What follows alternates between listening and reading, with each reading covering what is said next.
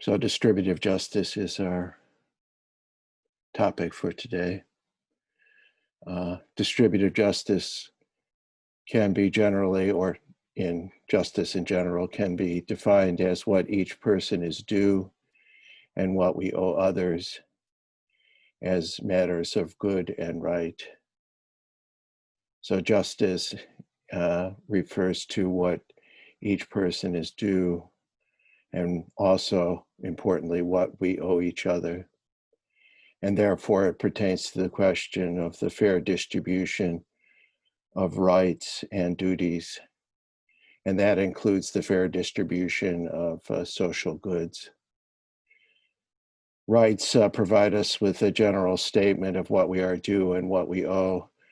They're kind of a social contract along with distributive justice. And it's like entering into a contract with each other that stipulates our rights and our duties to each other. However, rights themselves do not speak to the specific distribution of their content, nor to the scope of their distribution.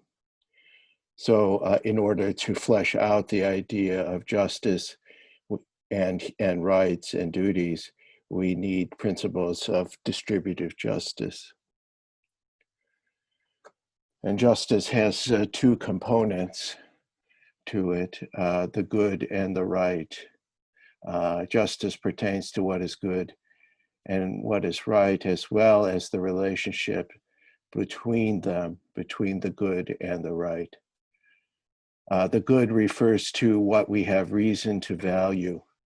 So the good pertains to our values and the things that we value, which broadly can include resources, rewards, opportunities, liberty in general in society. So we have reason to value things that will make our life worth living. And the good, therefore, is the content of what we are due and also what we owe others. That is what we have a right to, a justified claim to. Liberty, healthcare, jobs, and income, education, wealth, etc. So the good is the substance of what we are justified in claiming, and it has to do with what we value.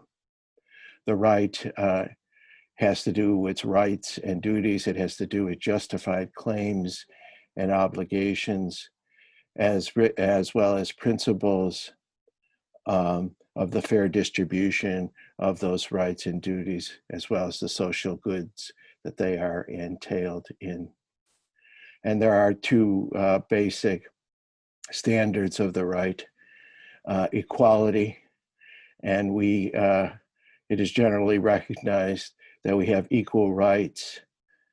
All persons, all citizens have equal rights to negative and positive liberty. That is personal freedom and the right to be self-determining and participate in the civil and political life of the society, as well as a duty to others to aid, protect, and avoid depriving their liberty. So there's a general agreement that that there's equal rights to liberty. However, there is, when we think of the distribution of social and economic goods like healthcare or jobs or income or education or wealth, we don't advocate for equality in those things because that's both impossible and unproductive. They're based upon people's talent and ambition. There will be inequality in the distribution of social and economic goods. But so we look not to equality in that distribution, but we look to a fair and equitable distribution of those goods. So those are two basic standards: equal rights to liberty, and then a fair distribution of social and economic goods. So we have to, the basic question then becomes, on what grounds are we to determine an equal distribution of liberty, as well as an unequal but fair distribution of social and economic goods? So what is the rational basis of a fair distribution? That is, how do we determine what's fair or what's unfair? And that's the question of distributive justice. And there are two general orientations to answering this question. One is a set of theories that are referred to as teleological, and the other set is deontological. And they deal with the questions of, does the just distribution of a good depend on the nature of the good being distributed, or is a just distribution separate from the good or independent of the good? Teleological theories will define a conception of the good, and often what the theory purports as the ultimate good, independently of the right.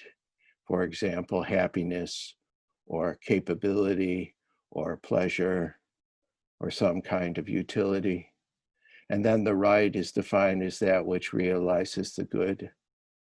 So in a teleological theory, the right is defined as that which will lead to the realization of the particular good in question. So the process of justice is determining what is right, or a right or just distribution. That process is comparative. It rests upon comparative, subjective states of affairs. And the right is the rule, policy, law, action, which generates the best realization of those valued states of affairs. So one way to proceed is to define what is good, and then to evaluate actions and policies as being right or wrong in terms of whether they lead to the actualization or realization of that good. The second orientation is deontological. And in this orientation, the right, what is right, what is fair, is defined independently of the good, and thereby regulates the pursuit of the good. But conception and pursuit of the good is regulated by what is right. And this is expressed by John Rawls as the priority of right. Therefore, the process of determining what is right or just distribution of social goods is relational. It rests upon a conception of right relationships, respectful relationships between persons, and doesn't rely on the direct realization of social goods. So those are two broad orientations to the question of how we should determine the fairness of a distribution of social goods. And we can turn to specific theories. First, deontological theories. Rainer Forst, the German philosopher, argues that their justice is based upon a principle and right of justification. As equals, we have a basic right to receive justification. That is, we have a right to be offered reasons that justify policies and actions that affect our lives. And we also have a duty to offer justification to others as a matter of respect. And this right, the right to justification, is a right not to be subjected to arbitrary rule, of being subjected to power without valid justification. So it's an attempt to, as a matter of justice, to prevent domination, the imposition of standards and policies upon the people without their consent. Therefore, justice is the practice of justification. Persons should be conceived as active agents of justice. And hence a basic right to justification constitutes the core principle of distributive justice for forced. So if justification is offered, then whatever the people agree to in terms of further principles and policies of distribution, those would be fair because they're grounded in the invalid justification, which is acceptable and agreeable to all those affected. A second deontological theory is libertarianism, and this theory is widely adopted by many in our society and around the world. And it stipulates that based upon equal dignity and equal inherent dignity, we own ourselves, we own our own innate and developed powers. And that translates into a right to the ownership of the property generated from the exercise of one's powers, in addition to the right of freedom of exchange or transfer of our property, the individual's property. So whatever is justly acquired by an individual in terms of property can be freely transferred. And if the initial acquisition of that property is just, then a just distribution, according to libertarianism, is whatever distribution results from people's free exchanges, free transfers of property. And therefore, libertarians argue that free markets are perhaps the only just system of distribution of social and economic goods. And that redistributive taxation, that is taxing people to redistribute it to others, is a violation of their rights and is therefore unjust.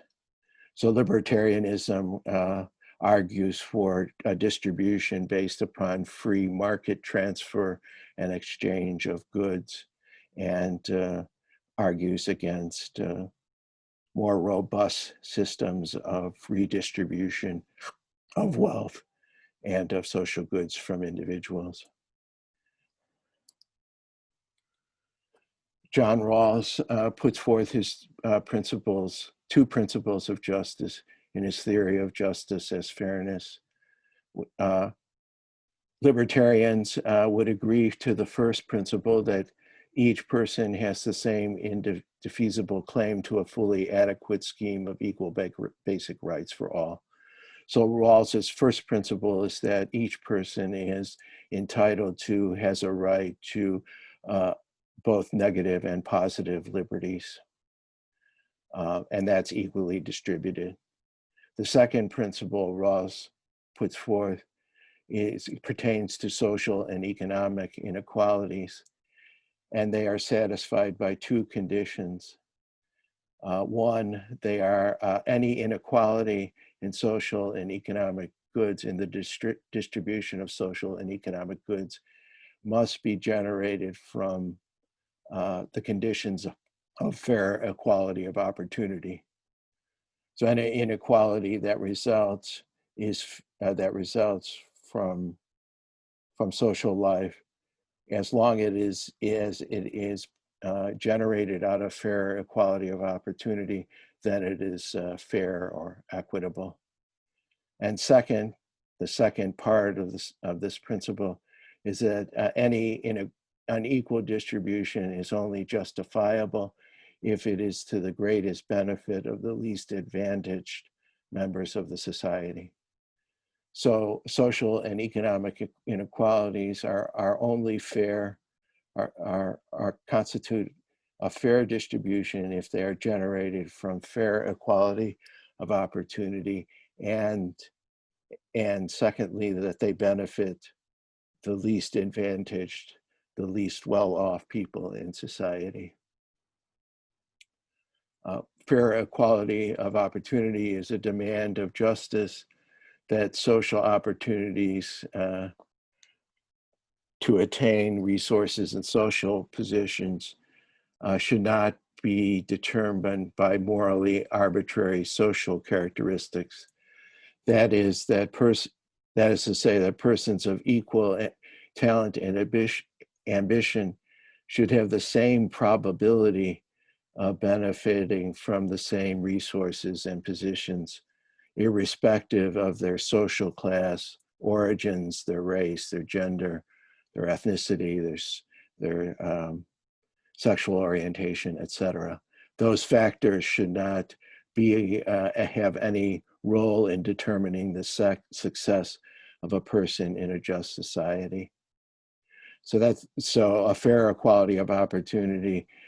We would look to see whether people of like talent and ambition would achieve the same access and have the same opportunities and rewards, irrespective of their specific morally arbitrary social characteristics, such as social class, race, gender, or ethnicity, and sexual orientation as well, among others, religion. So that's fair equality of opportunity. The second principle, or the second component of Rawls's second principle, is referred to as the difference principle. It is designed to ensure social equality and the fair value of liberty by mandating that any inequality benefit the least advantaged members of society.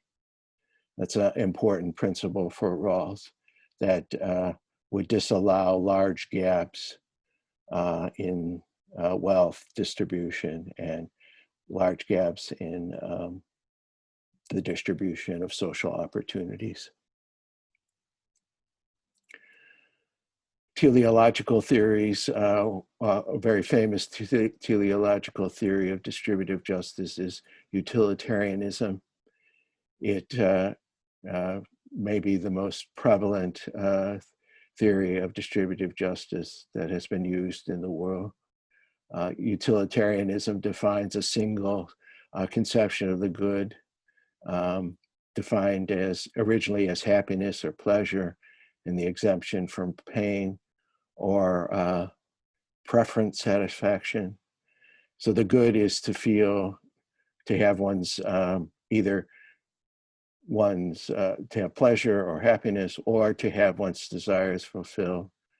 And the standard for utilitarianism is a measurement of the aggregate utility, and that which is right is that which maximizes aggregate utility, maximizes the sum total of happiness or pleasure or preference satisfaction among all people in the society.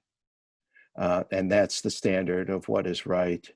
So a just distribution, a fair distribution, is that which maximizes aggregate utility. So utilitarianism is an appeal to collective well-being, the common good of society, and measures or determines what is a fair distribution by that which results in the advancement of the common good of the society as measured by the maximization of aggregate utility. Another teleological theory is capabilities theory of justice, which is a relatively new theory of justice developed by the Nobel Prize winning economist Amartya Sen and the philosopher Martha Nussbaum. Capabilities theory defines the good as the substantive freedom to do and to be what one has reason to value.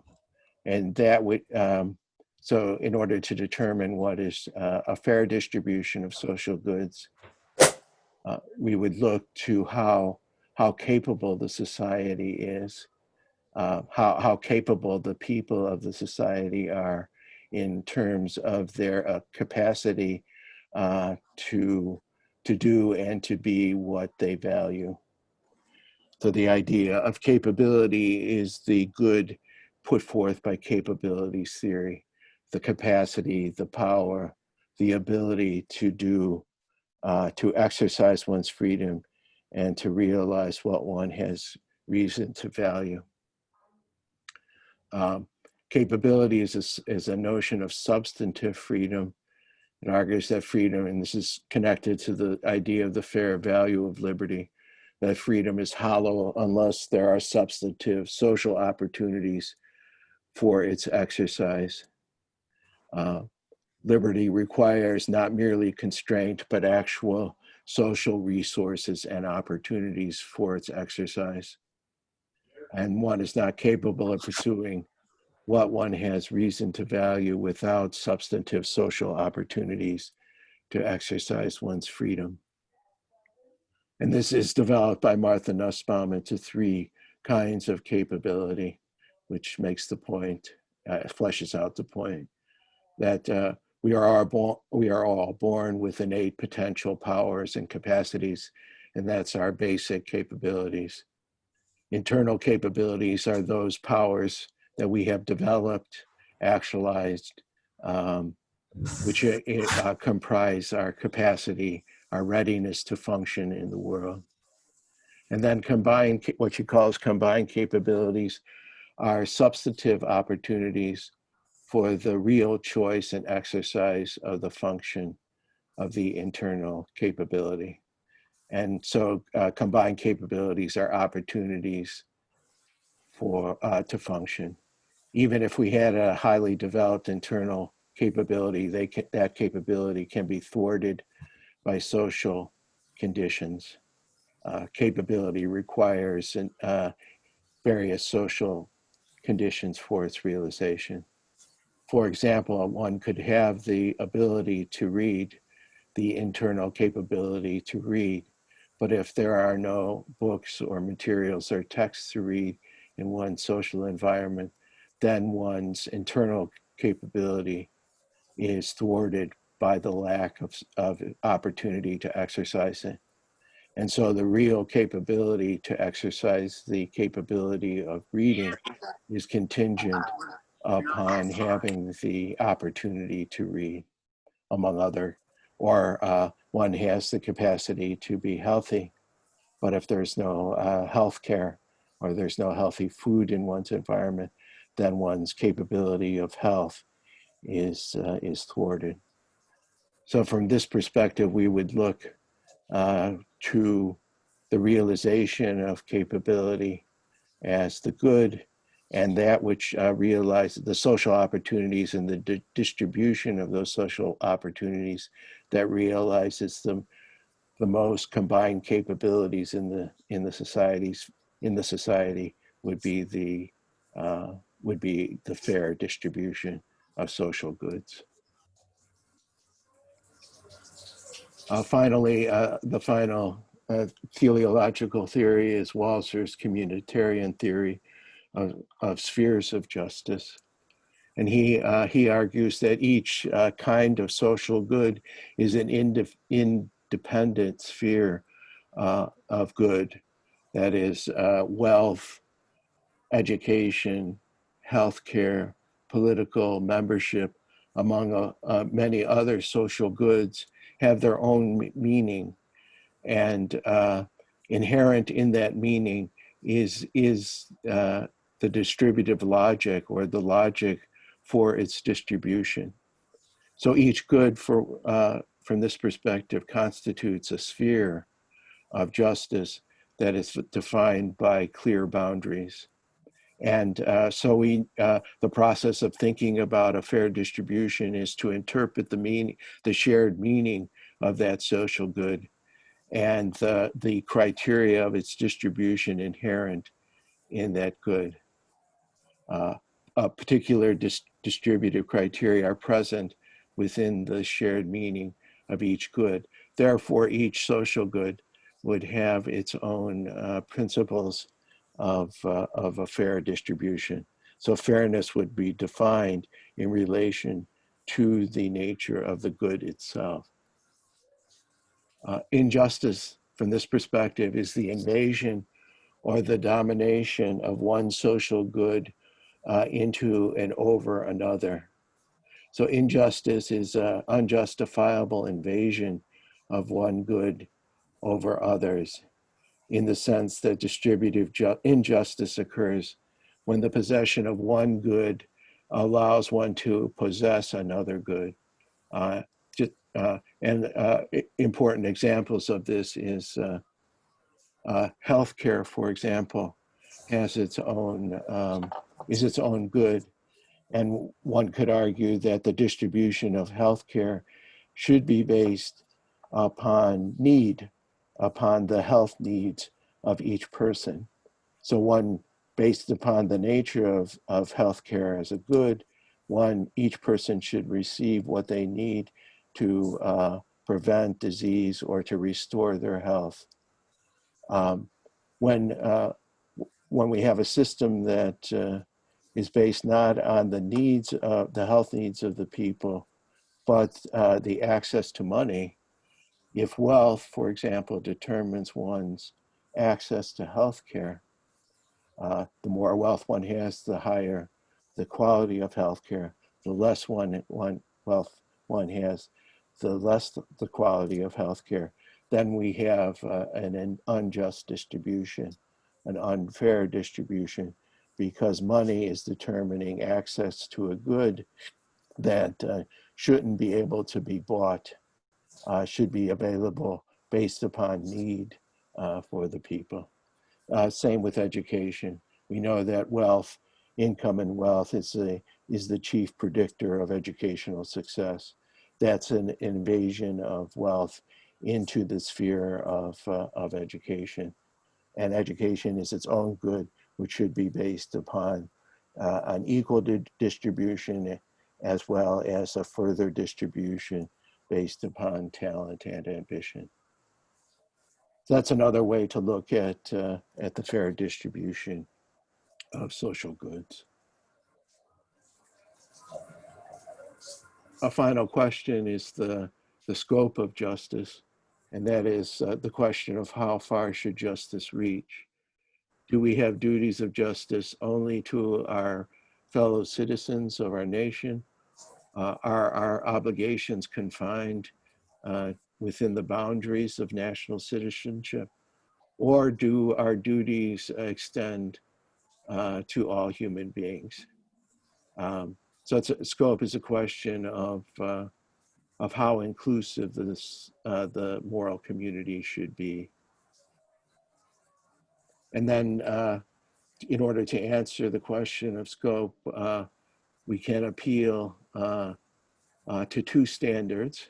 One is based upon the standard that distributive justice becomes relevant only between people when they exist in a certain relationship with each other.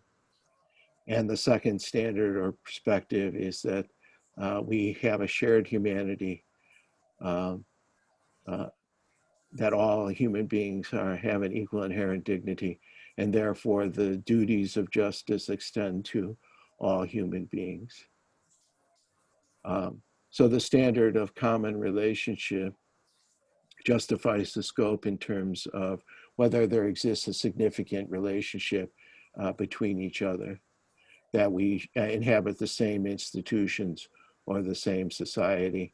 And so from this perspective, generally, the scope of justice would stop at the national border, unless it is, unless those relationships extend beyond the border to international and perhaps global institutions and relationships between people.